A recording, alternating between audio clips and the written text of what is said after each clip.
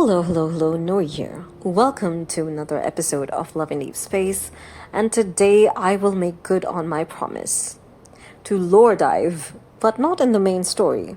I will be lore diving in the world underneath. And as per my promise, what better chapter to lore dive than the Serpent's Cast?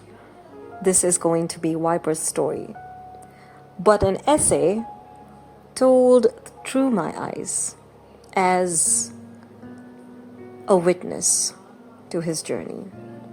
Now, this will keep playing his chapter. You can pause and read if you feel like it, but I will be narrating his essay in the background. Here we go. I've called him many names. Heir to Salazar Slytherin, Snake Man, Slytherin, mostly Harry Potter references, because at first glance, he seemed like one of those typical psychotic side characters, and the main story seemed to have only reinforced it. He is the slick, depraved villain meant to be feared, but never understood. And it's easy to laugh at those archetypes. That is, of course, until I've read Viper's story in World Underneath. It begins exactly as expected. There is Viper, vicious, calculating, toying with two thugs involved in trafficking children. And remember, this part is going to be important. Now, as we progress through the story, the scene twists back into his childhood. And that's where the mask cracks. You see, Viper was an orphan, a boy of the Viperidae line, picked up from the streets not by a kind man or even someone from the orphanage, but rather picked up from the streets, taken in not by a family, but by men similar to the traffickers he now kills. When they discovered his body healed from wounds, his life was reduced to a grotesque show. His fingers auctioned off, his limbs cut as entertainment for the highest bidder. This is the pivotal moment when Viper stops becoming a villain and becomes instead a victim, a child whose only prayer was for death. Years of agony erased his sense of self until the day a doctor found him. That man may not have been good either. But when pain is all you've ever known, even the devil can feel like salvation. It explains Viper's blank devotion, his possessiveness, and his envy of others. Because the moment he was pulled from that pit, he mistook cruelty wrapped in relief as love. The boy that was once auctioned in pieces became the man who treats lives like disposable chips. Cruelty was the only language he ever learned. So cruelty became the only way he could speak. He was displayed to a crowd and yet never seen as humans. A paradox that haunts every step of his villainy. Viper's story is the shadowed path of a character who couldn't be saved in time.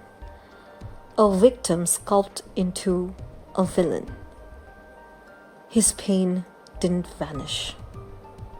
Instead, it was swallowed by the narrative, only to resurface in the hearts of those who witnessed his cruelty and traced it back to its origin. That is, people like you and me are those witnesses. We are the witnesses to his pain, his suffering, his abuse. And that makes us very important in this context. You see, his entire existence seems insignificant besides the main cast. And yet it unmasks a truth more disturbing than any central plotline. Villains aren't born in isolation. They're manufactured, one broken child at a time.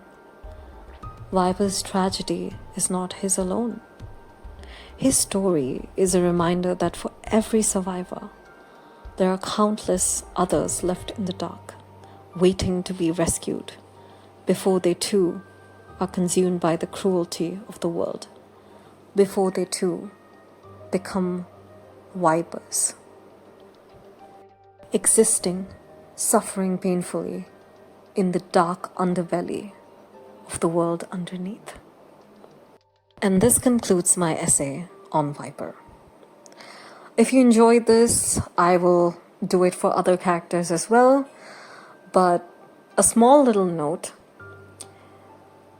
I felt emotionally moved when I read Viper's story because something about how his connection came to be made me look him through more of a human lens than I would have if there was nothing given about his background. They made him so much, they humanized him in such a way that it feels like I can't look at him in another lens. I can't look at him purely as a villain.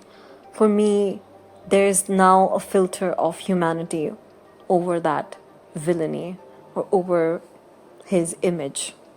And I think that's one of the most brilliant pieces of writing you can experience as a reader, when you